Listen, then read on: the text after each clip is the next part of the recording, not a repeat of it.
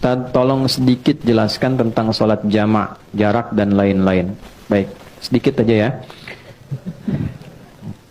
Jama' artinya menggabungkan dua hal dikerjakan dalam satu waktu. Contoh, sebentar lagi kita akan sholat zuhur. Setelah zuhur ada waktu asar. Maka ada jama', menggabungkan zuhur dengan asar. Jika saya gabungkan asar ke zuhur, dikerjakan di waktu zuhur, maka diawalkan. Dalam bahasa Arab, awal itu takdim, didahulukan. Maka jama' takdim. Jika saya ingin kerjakan zuhurnya di asar karena pertimbangan tertentu, maka diakhirkan. Jama'nya disebut jama' takhir. Sampai sini dulu, jelas dipahami? Jelas. Yang dijama' itu waktunya yang paling berdekatan. Jika sudah mendekat kepada yang satu, tidak bisa dijama' dengan yang lain. Contoh, zuhur dekatnya ke apa? Asar. Ya kan? Maka zuhur pasangan jama'nya asar. Karena asar sudah dengan zuhur, maka asar tidak boleh dengan maghrib. Jelas? Maka maghrib dekatnya kemana? Isya. Maka maghrib boleh dijama' dengan isya, baik takdim ataupun takhir. Subuh bagaimana? Subuh itu menyendiri. Karena itu jauh ke isya, jauh ke zuhur. Ya, jadi nggak bisa dijama'. Saya pengen jama' subuh dah sekalian tahajud ntar gitu kan? Nah, bisa. Ya, ada saya di pesantren pernah begitu, si fulan tahajud bangun, masya Allah, si bilang kawan ini soleh luar biasa bangun gini. Jumat tuh, terus selesai kita pulang dari masjid nih kawan, perasaan tadi posisi tidurnya begini juga gitu habis tahajud. Saya tanya, ya Mas fulan gitu kan? Antum udah bangun? Udah sholat subuh belum? Adi ini gimana? Udah saya jamu mata tahajud tadi katanya. Waduh, kelampau soleh kawan ini. Jadi, ini subuh nggak bisa dijama karena itu jaraknya jauh ke isya, jauh ke zuhur. Jelas sampai sini? Baik. Untuk kondisi menjama' ini ada dua kondisi. Satu kondisi yang disebut masafah, jarak yang terjadi dalam perjalanan. Mau menempuh perjalanan, jaraknya cukup jauh. Jarak ini dulu jauh itu diukurnya dengan batasan farsakh. Ukuran batasan jarak kurang lebih 3 farsakh. Kalau di kilometerkan kurang lebih 80 atau 82 kilometer lah untuk sekarang. Jadi setiap perjalanan yang melewati batas itu dengan jarak itu disebut safar namanya. Ya, kalau dari sini mau ke warung bukan safar, ya itu dah. Kemana akhi? Safar dulu. Mana? Warung depan. Bukan safar. Safar itu minimal jaraknya berapa? 80 atau 82 kilo. Ini masafah. Yang kedua masyaqqah. Ya, masyaqqah, bukan masako. Masyaqqah. Masyaqqah itu kondisi yang menyulitkan menunaikan sholat sekalipun tidak dalam perjalanan. Anda profesi dokter akan mengambil tindakan. Tindakan ini operasi dilakukan dari jam 1 sampai menjelang maghrib. Oke, sampai jam 6 misalnya. Baik, maka kita kan tidak safar. Tindakan dilakukan. Ini akan melewati asar.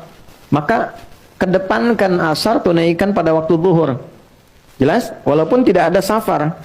Ya, tidak boleh nanti misalnya saya pamit dulu nih waktu operasi. Begitu dibuka, jantung dibuka, Allahu Akbar. Bentar ya, adzan dulu, salat dulu, ntar balik lagi. Nah, itu nggak boleh. Ya, jadi itu yang disebut masyaqqah. Nah, ada yang kemudian menganalisis ulama, jarak itu pun harus dilihat masyaqqahnya juga. Karena dulu 80 kilo pakai unta. Kan? Atau jalan kaki. Unta kecepatan berapa? Standar rata-rata itu paling cepat dan 60-70. Ya, biasanya 30. Kalau santai banget 10-20. Gitu kan? Nah, nyampainya kapan? Antum dari sini mau ke Bandung pakai unta. Gitu kan? Nyampainya kapan? Gitu kan? Tapi kalau Anda gunakan kendaraan kan bisa lebih cepat. Maka kadang-kadang tiba lebih cepat dari sebelum waktunya. Maka ada ulama yang melihat tetap masyaqqah itu didahulukan daripada masafah. Jadi kalaupun jaraknya ada, tapi masyaqqahnya tidak mendukung, ya tetap yang didahulukan adalah kadar kesulitannya. Tapi ada ulama yang tekstual, yang penting jarak, kalau sudah terpenuhi ya sudah, hadiah dari Allah. Gitu. Nah, ini tinggal silahkan aja dalilnya ada, mana pilih yang paling gampang. Ya. Ada lagi kondisi yang tidak ada masafah, masyaqqah juga ringan, tapi kondisi cuaca. Misal Anda biasa ke masjid nih, ya jamaah maghrib sudah ke masjid, tiba-tiba mau isya hujan besar begitu, geledeknya di mana-mana, ya kan? Nah, itu boleh dijama' seketika juga. Jama' sama dengan isya, lalu pulang isya nggak ke masjid lagi. Itu sudah masuk, itu sah, boleh dilakukan. Itu ada hadisnya juga yang tersambung dalam riwayat Madzhab Maliki, itu dijelaskan dengan sangat detail. Kemudian, kalau zuhur berapa rakaat? 4. Asar berapa rakaat? 4. Kalau saya jama, dahulukan asar, takdim ke zuhur, ditunaikan 4-4. Maka disebutnya namanya jama kamil. Sempurna. 4 rakaat. Jelas ya? Yang kedua, ada kondisi, ini saya sedang nunggu nih pesawat. Saya mau berangkat. Sudah di Halim atau di Soekarno-Hatta, nunggu. Kalau saya paksakan 4, saya ketinggalan pesawat. Ya, maka apa yang terjadi? Ya, wa idza darabtum fil ardi falaysa 'alaikum junahun an taqsuru minas shalah. Quran surah keempat ayat 101. Tidak ada salahnya kalau engkau khawatir dalam perjalanan, engkau mengkosor. Kosor itu mengurangi, memotong. Ya, dikurangi itu jumlahnya mesti genap, harus selalu genap. Jadi yang ganjil nggak bisa dipotong, dibagi 2. Ya, zuhur jumlahnya berapa? 4. Bagi 2 berapa? 2. Hasilnya harus genap, paling minimal 2. Boleh. Ya, maghrib berapa rakaat? 3. Bisa nggak dibagi 2? Tidak bisa. Jadi nggak bisa dikosor maghrib, nggak ada 1,5. Oke, subuh berapa? 2. Sudah batas minimal, nggak bisa dikosor lagi. Udah 2 dikurangin lagi gitu kan? Nggak bisa. Ya, dan akhirnya pun jadi ganjil 1 kan? Maka jumlahnya yang bisa dikosor cuma 3 waktu, zuhur, asar, dan isya. Nah, kosor itu ada yang sifatnya tunggal, ada yang sifatnya jama'. Misal, saya mau kosor nih, zuhurnya karena perjalanan, tapi saya nyampe Semarangnya bahkan sebelum asar.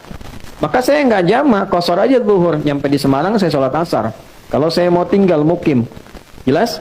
Nah, tapi kalau saya kondisinya memang di sana juga kegiatan, aktivitas, maka saya kerjakan, sudah berangkat ke bandara, saya kosor, saya jamak dan kosor, gabungkan asar ke zuhur, masing-masing tunaikan 2 rakaat.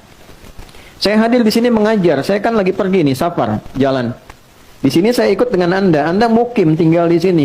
Maka zuhur saya jadi imam misalnya, saya tunaikan zuhur 4 rakaat, saya kosor asarnya 2. Itu namanya jamak kamil dan kosor. Ya, kamilnya untuk yang zuhur, kosornya untuk yang asar. Paham sampai sini? Paham ya?